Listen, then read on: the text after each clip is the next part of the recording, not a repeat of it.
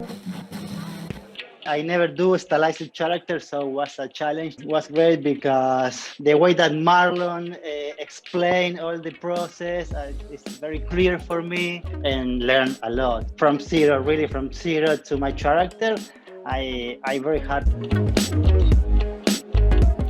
Hi everyone, I'm Julio Padula. I'm from Buenos Aires, Argentina. I have 38 years old, so I've been working for Alum since now.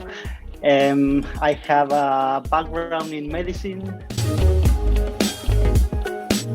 I choose the concept because it was full of clothes, full of weapons, different weapons, textures, the hair. So I try to put all in the same character, to the little hard surface, and the character is very appealing. I mean, it's a very loving character. You know, if you play the video game too, I mean, it's a great concept.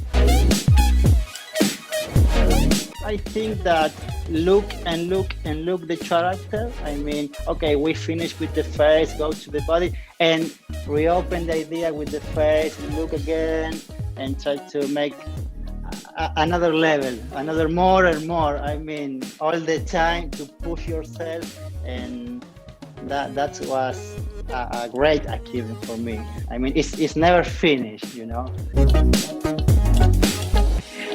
I have a little problem at the beginning with the UV, so it was hard at the beginning, but I learned, so I'm happy with that.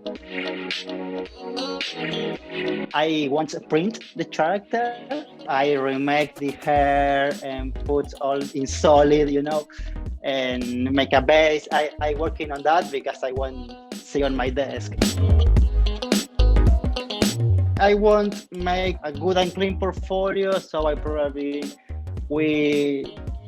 will do one or two more complex characters.